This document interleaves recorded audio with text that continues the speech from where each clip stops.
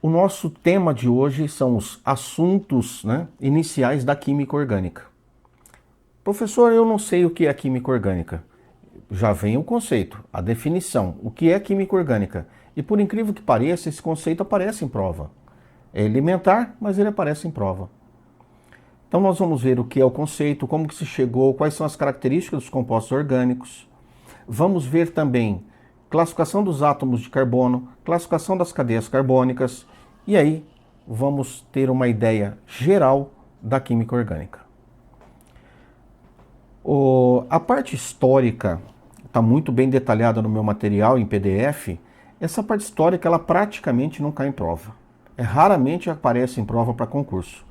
Vale a pena apenas você dar uma lida para ter ideia do que se trata, saber que foram diversas as tentativas de se classificar, os compostos orgânicos, dividir as substâncias orgânicas em blocos para facilitar o estudo. Então vejam bem, quando o seu professor, ou você já deve ter estudado química uma vez na vida pelo menos, o professor fala assim, olha, agora nós vamos ver química inorgânica, funções inorgânicas. É uma divisão dentro da química. Nós vamos ver química orgânica que difere da química inorgânica. É uma divisão da química, mas é apenas uma divisão didática, pedagógica. Por quê? Toda química é regida pelas mesmas leis. É uma única ciência. Então você ter química orgânica e inorgânica é a mesma coisa. Não tem tanta diferença assim. Você fala assim, então os caras dividiram isso apenas para facilitar o estudo. Exatamente isso. Principalmente aqui nesse caso, porque os compostos orgânicos, eles têm uma característica fundamental. Qual é a característica fundamental? Todo mundo já deve saber. Que só é composto orgânico se existir o elemento químico carbono. Então preste atenção. Se na molécula, se na estrutura do composto não tem elemento químico carbono, não é orgânico. Certo? Ele é inorgânico. Então quer dizer que se tiver carbono, 100% de certeza que ele é orgânico? Quase isso. Existem algumas poucas substâncias que apresentam carbono na estrutura, mas não são da química orgânica. E você vai entender o porquê disso, o motivo disso. É porque, normalmente, os compostos orgânicos têm ali propriedades físicas, vamos dizer assim, condutas, propriedades semelhantes. E esse pequeno grupinho não segue, essas propriedades comuns dos compostos orgânicos. Então, isso é um bate-papo inicial, onde a gente já vai ter uma ideia do que será essa nossa aula. Belezinha? Então, vamos ao nosso slide. Professor Wagner Bertolini. E, próximo slide, nós vamos começar o nosso estudo. Então, comecemos assim. Qual é o conceito da química orgânica? Por quê? De onde surgiu a química orgânica? Há muitos anos atrás, vários cientistas, vários estudiosos, eles perceberam que alguns compostos tinham semelhança quanto à sua conduta, quanto ao seu comportamento, seja em propriedade física, seja em propriedade química, seja em reatividade. Aí, um cara chamado Kekulé, muito importante, ele fez estudos aprofundados sobre o elemento carbono. Mas nós tivemos, antes do Kekulé, outras tentativas.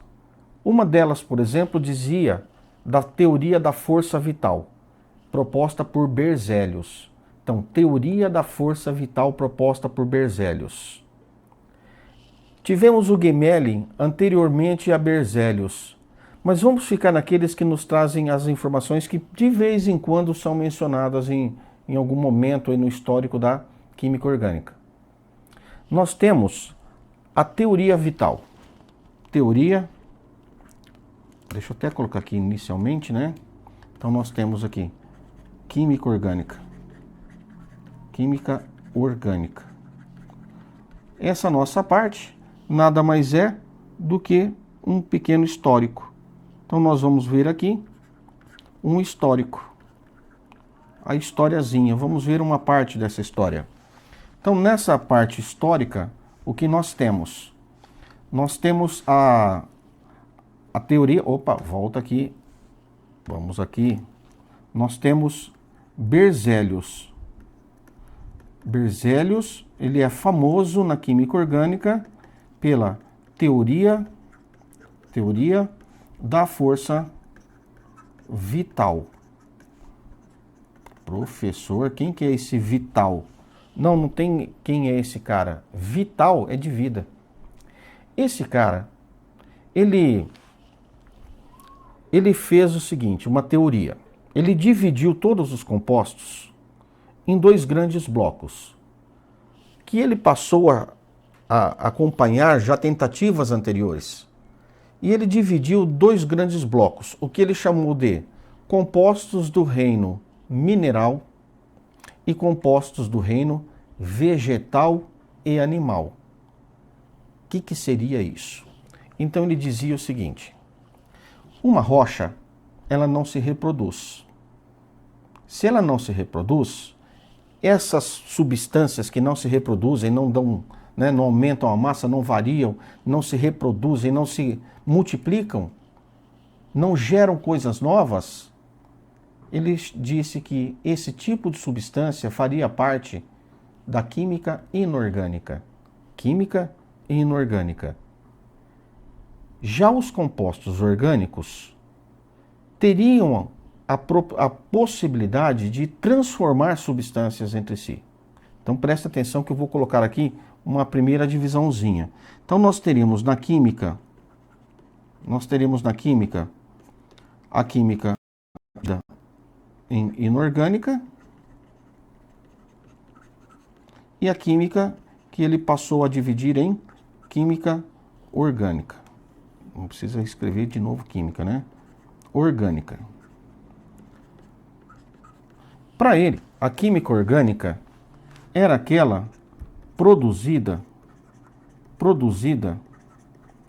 dentro de seres vivos.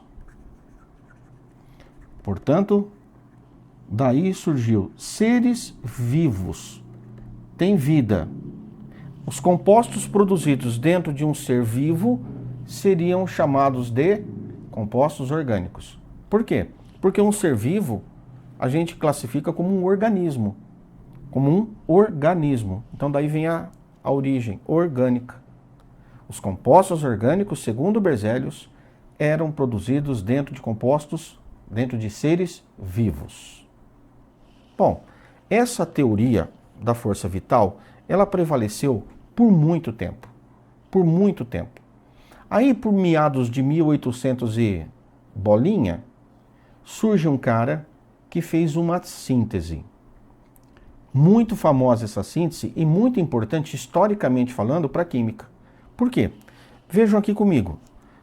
Inorgânico seriam os compostos, né? Vamos dizer assim, ó, fora dos seres vivos. Então, para Berzelius, os seres vivos tinham uma força interna, tinham uma capacidade, a propriedade de produzir novas substâncias. Teoria da força vital. De uma maneira muito simplificada, seria isso, tá bom? Daí surge um cara chamado Wöhler. Então aqui primeiro Berzelius. Wöhler. O Wöhler, ele é muito famoso porque ele fez uma síntese. Síntese de quem? De uma substância chamada ureia. Olha, síntese da ureia. Bom, qual a novidade? Ninguém poderia sintetizar? Poderia. Só que acontece o seguinte, o que esse cara fez? Ele pegou uma substância chamado cianato de amônio. Então vamos aqui para você acompanhar. Ele pegou esta substância, NH4, CNO, isso é chamado de cianato, que é esse grupo, cianato, cianato. Esse grupo é o cianato. E esse grupo aqui é amônio. Amônio, termina com O. Então, o cianato de amônio, ele é um composto presente, por exemplo, no solo. Se ele está presente no solo, ele é um composto tipicamente inorgânico. Então, vamos colocar aqui a classificaçãozinha. Ele pegou aqui um cara que é inorgânico. Ele colocou num tubo de vidro, portanto a gente chama isso aqui de in vitro porque foi dentro de um tubo de vidro e ele aqueceu. E ele conseguiu produzir uma substância que é a ureia. A ureia tem esta estrutura química. Já comecem a perceber o seguinte, ó, aqui eu escrevi NH2. Pode ser escrito assim? Pode. Pode ser escrito assim? H2N? Pode. Nós vamos ver com mais detalhes isso futuramente. Mas quem está ligado ao carbono é o nitrogênio. É isso que você tem que ficar atento. Esta substância se chama ureia. Ah, mas e onde nós temos ureia? A ureia, ela é produzida, por exemplo, como uma forma de excreção de compostos nitrogenados em alguns seres vivos. Presta atenção. A ureia, ela é uma substância que os seres vivos produzem para eliminar, para excretar átomos de nitrogênio. Professor, então quer dizer que a ureia é classificada como um composto orgânico, porque é produzida e sintetizada dentro de um organismo. Então ela é um composto orgânico. Vejam que nós passamos a ter aqui um grande problema. Qual que é o problema? Deixa eu pegar uma corzinha aqui. De inorgânico nós chegamos ao orgânico. Certo? Onde? Dentro de um tubo de ensaio, dentro de um frasco de vidro. E aí o Wöhler fez o seguinte, arregaçou com a teoria de Berzelius. Por quê? Porque tubo de vidro, tubo de ensaio, não tem vida. E a teoria de Berzelius dizia o seguinte, olha, algumas substâncias são produzidas dentro de seres vivos. O Wöhler fez o seguinte, pegou uma substância que não era produzida dentro de seres vivos, o cianato de amônio, e transformou quimicamente em uma substância produzida em seres vivos. Das duas, uma. Ou tubo de ensaio, tubo de vidro tem vida, ou a teoria de Berzelius, teoria da força vital, estava completamente equivocada. E é essa a resposta. Qual a importância disso? Não é uma simples reação. A importância é que, a partir daí, todo mundo, né, cientista, assim, surge uma novidade, um monte de gente quer copiar. Não só cientista, né? Todo mundo quer fazer aí a sua reaçãozinha agora, depois de Wöhler. E muitas substâncias começaram a ser produzidas a partir desse momento. Os caras começaram a misturar as coisas e falar assim, vamos ver o que vai dar, vamos ver o que vai dar. E começaram a produzir, a sintetizar novos compostos. Isso fez com que a quantidade de compostos químicos conhecidos aumentasse muito. E isso é muito interessante. A gente passa a ter muito mais substâncias, muitas outras novas propriedades conhecidas e novas aplicações. Viram por que historicamente é relevante a teoria, a reação de Wöhler? Daí, meus caros, tem um cara chamado Kekulé, não é Quechulé, é Kekulé. O que o Kekulé fez? O Kekulé, olha que nome engraçadinho, né? O Kekulé, ele fez um estudo muito aprofundado sobre o elemento carbono e ele percebeu o seguinte, que o carbono apresentava algumas propriedades. Ele determinou isso através de seus estudos. E a partir desses estudos ele propôs o que se chama na química, nas ciências, de postulado. São os postulados de Kekulé. Prestem atenção porque esses postulados, eles são extremamente importantes, não necessariamente para cair na sua prova, mas eles são empregados a todo momento na química orgânica. Qualquer que seja o assunto da química orgânica, esses postulados, eles são muito empregados. Vamos ver quais seriam eles? Então, um dos postulados seria a tetravalência. O carbono apresenta tetravalência constante.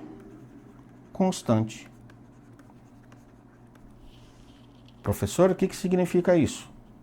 Simples, né? Eu gosto muito que meus alunos saibam ler a palavra, ver prefixo, ver sufixo, e na química isso vai ser muito importante.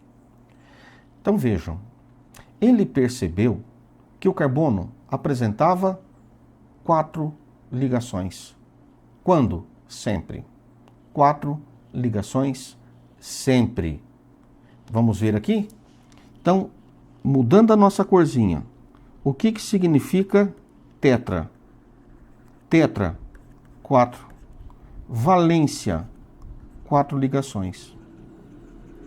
Portanto, em todos os compostos orgânicos, nós vamos encontrar 4 ligações químicas. O carbono fazendo 4 ligações químicas. Daí, eu vou colocar aqui para vocês, já adiantar, quais poderiam ser, né, e como seriam essas ligações. É o básico da química orgânica. Vamos lá? Deixa eu voltar aqui. Pronto, agora sim. O carbono, ele pode fazer 4 ligações. Elas podem ser 4 ligações simples. Não é que o carbono pode fazer, ele obrigatoriamente faz 4, mas ele pode fazer 4 ligações desse jeito aqui, que nós chamamos de ligações simples. 4 ligações simples. Mas o carbono também pode se ligar fazendo 4 ligações desta maneira. O que nós temos aqui? Nós temos uma ligação chamada dupla. Uma ligação dupla.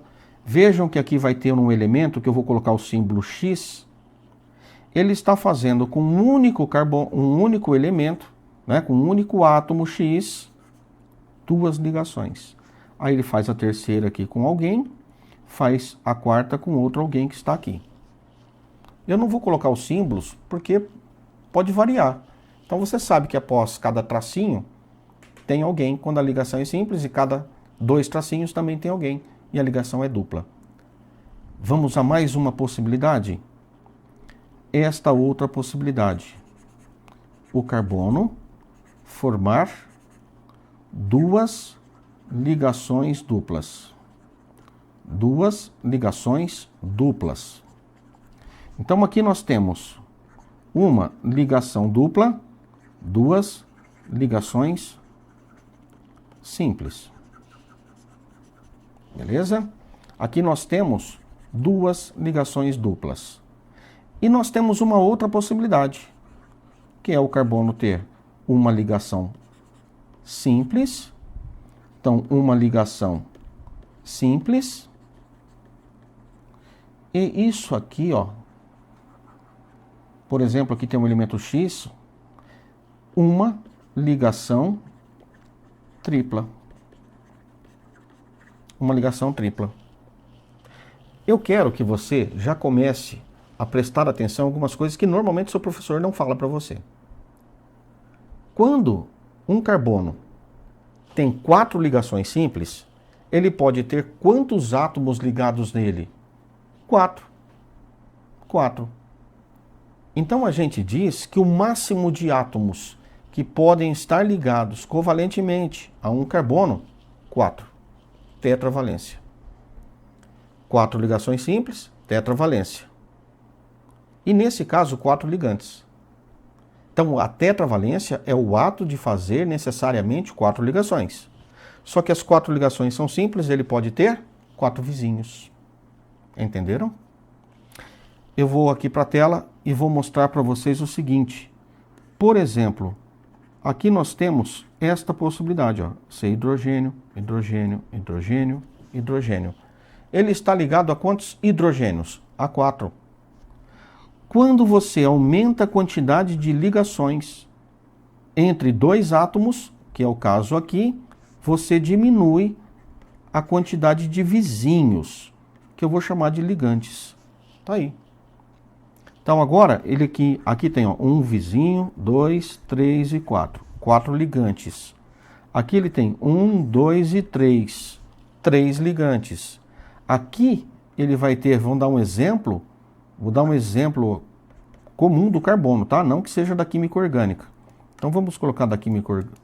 Vamos deixar assim mesmo, só para você entender em termos de ligantes. Aqui ele tem só esses 2 vizinhos. E aqui ele também só tem 2 vizinhos. Por exemplo, um H e o N. Beleza? Curiosamente, eu já coloquei aqui para vocês 2 compostos que não são orgânicos, mas o carbono está presente, que são CO2, que são esses 2 últimos, e HCN. Eles têm carbono? Tem. São orgânicos? Não. Então a gente já vai começar a aumentar mais detalhes para vocês, e é tranquilo. Bom, pessoal, o que eu quero chamar a atenção é o seguinte: quanto mais ligações um carbono tiver com um átomo, menos átomos se ligam a ele. Ó. Aqui ele tem 2, né? E aqui também, aqui ele tem 2 ligantes.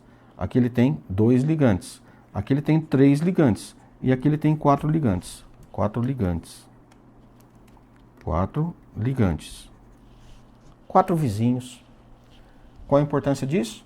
Para você entender um termo que vai já aparecer uma classificação do átomo de carbono. Uma classificação do átomo de carbono. Quando ele tem 4 ligantes, ele faz 4 ligações simples, por isso ele tem 4 ligantes. Ele vai ser chamado na química orgânica de carbono saturado. Saturado. Por que saturado? Porque ele já ligou a 4, ele não aguenta mais. Ele está saturado, ele já saturou.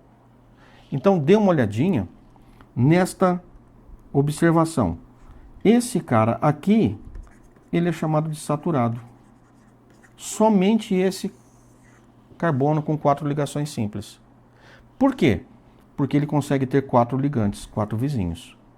Aqui ele se ligou ao máximo? Não, ele consegue ligar ao máximo 4 vizinhos, 4 ligantes. Ele só ligou a 3 e aqui só a 2. Por isso, nessas 3 situações, o carbono ele é classificado como insaturado. Quer dizer que se quebrasse essa ligação aqui, ele poderia ligar a um outro cara. Aqui também, se quebrasse uma ligação aqui, ele poderia se ligar a um outro cara. Mas não quebrou. Temos isso por enquanto.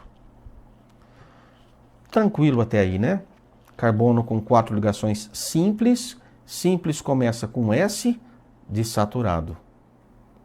Entenderam? 4 simples. Tudo simples. Saturado. Daí, meus caros, eu vou aproveitar o gancho. E trazer alguns outros elementos que são muito importantes na química orgânica. Que na maioria dos casos eles aparecem.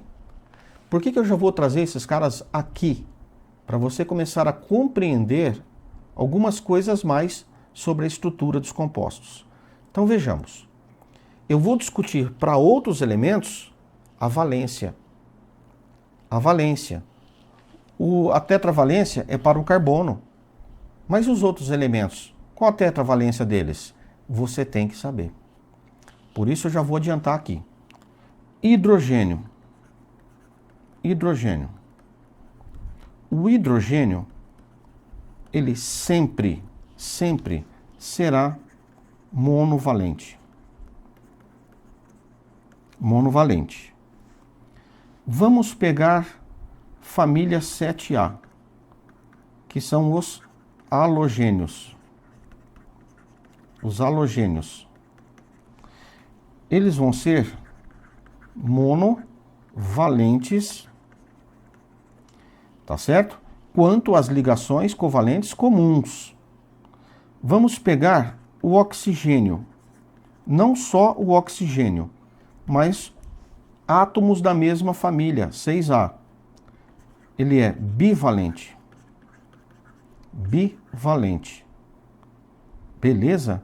Vamos pegar o nitrogênio. O nitrogênio, ele é trivalente. E é muito fácil de você compreender, ó. Esse cara está na família 6A, esse cara está na família 7A. Quem está na família 6, pelo conceito de ligações covalentes, pela estabilidade, né, de ligações químicas, os átomos se estabilizam, passando a ter distribuição eletrônica semelhante a gás nobre. E gás nobre tem 8 elétrons, exceto o hélio que tem 2. Portanto, os outros átomos, para se ligarem covalentemente, para ficarem estáveis, devem chegar a 8 elétrons. Então, o oxigênio que está em família 6, 7, 8. Ele precisa de 2 ligações. O nitrogênio está na família 5, 6, 7, 8. Ele precisa de 3 ligações. Por isso, trivalente. O carbono está na família 4, 5, 6, 7, 8. Então, ele precisa de 4 ligações. Hidrogênio é um caso à parte. Ele só tem uma camada, só tem um elétron na primeira camada e ele fica estável com 2 elétrons, assim como o gás nobre e hélio. Perceberam como é tranquilo? E eu vou colocar para vocês aqui as possibilidades, tá certo? E vou já dar algumas frases, alguns bizus, para que vocês fiquem muito malacos aí, né? Muito espertos. Então vamos ver aqui, ó, valências, né? Valências de outros elementos.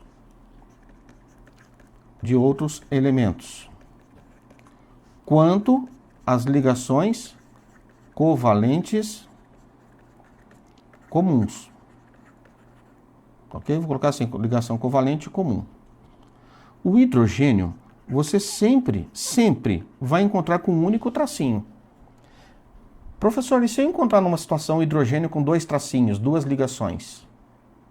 Tá errado. Ah, mas ele pode pôr a coisa errada? Pode, até para ver se você sabe o que é o certo. Os halogênios, que seriam flúor, cloro, bromo e iodo, tudo com uma ligaçãozinha comum só, tá? Uma ligaçãozinha comum só. O oxigênio bivalente, ele precisa de 2 ligações. Então ele pode fazer assim, 2 ligações, uma simples e uma simples, ou ele pode ter um vizinho aqui, formando uma dupla ligação com ele. Então ele pode ter, ó, 2 simples ou uma dupla. O nitrogênio, ele precisa de 3 ligações. Então vejam, 3 ligações. 3 ligações simples. Ele pode ter também uma ligação simples e uma dupla. E ele pode ter uma ligação tripla. Essas são as possibilidades. Daí eu já vou aproveitar um outro gancho. Qual gancho? Hidrogênio, monovalente. Flúor, cloro, bromo e iodo, formando apenas uma ligação covalente comum, eles nunca, na química orgânica, presta atenção, na química orgânica, eles nunca vão estar entre 2 átomos. Eles estão sempre por fora, para fora, eu falo agarradinho, penduradinho nos outros átomos. Beleza? Isso é importante, porque quando você tiver dúvida para formar uma estrutura, você já sabe que não pode colocar esses caras no meio. O oxigênio, vejam aqui, o oxigênio. O oxigênio, ele pode formar 2 ligações simples. Então ele pode estar entre 2 carbonos? Pode. Ele pode estar entre 2 carbonos. Mas ele pode estar também fora, né? Não entre 2 carbonos. Quer dizer que quando o cara tem a possibilidade de formar 2 ligações, pelo menos, ele pode estar entre átomos de carbono, entre átomos de outros elementos também. Eles não são assim, que nem eu digo, penduradinhos, terminais. Eles podem estar em qualquer lugar dentro da cadeia ou fora da cadeia. Fora, penduradinho, ligação simples. Tá ok? Então vejamos, meus jovens, aqui. Nós podemos ter algo assim, ó.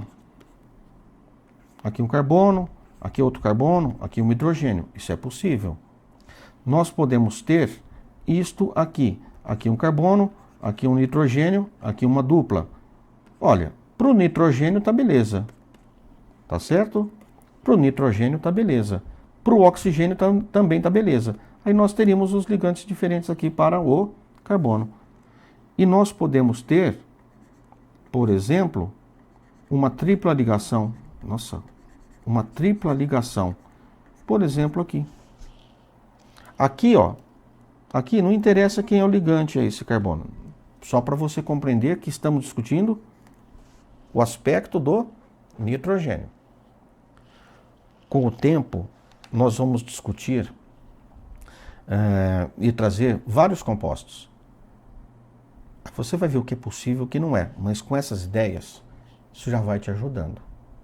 Já vai começar a fechar uma ideia na sua cabeça. Beleza?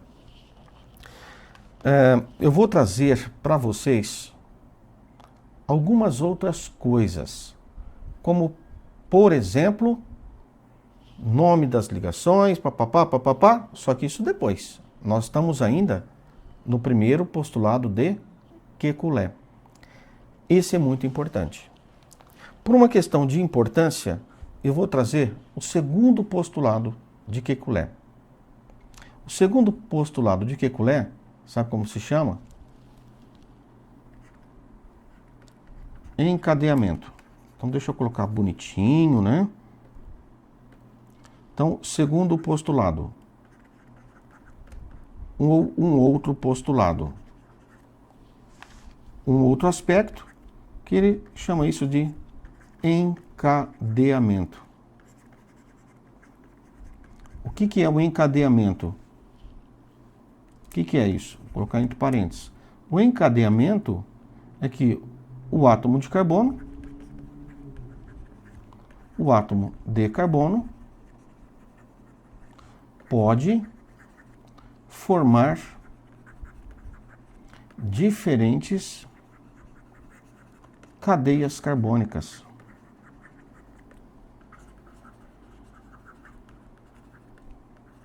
Pode formar diferentes cadeias carbônicas. Isso é muito importante, porque praticamente nenhum outro elemento tem essa propriedade. Vamos extrapolar. Normalmente um átomo de um elemento, quando ele se liga covalentemente ao outro elemento, seja ele próprio, ele tem a possibilidade de se ligar a 1, a 2, a 3, a 4 átomos de carbono. Essa seria a sequência máxima, digamos assim. Para o carbono, nós podemos ter 12 carbonos, 300 carbonos, 700 carbonos, numa única substância. Numa única substância. E uma coisa que eu chamo aqui de extremamente relevante é que o carbono, com uma pequena quantidade de carbonos numa cadeia, ele pode produzir dezenas e dezenas de compostos. Por isso, pessoal, nós temos por volta de 150 mil compostos inorgânicos. E uns 14 milhões, 150 mil inorgânicos, e uns 14 milhões de compostos orgânicos. Eu vou trazer para vocês, rapidinho, uma ideia do encadeamento. Por que ela é tão importante? No próximo bloco.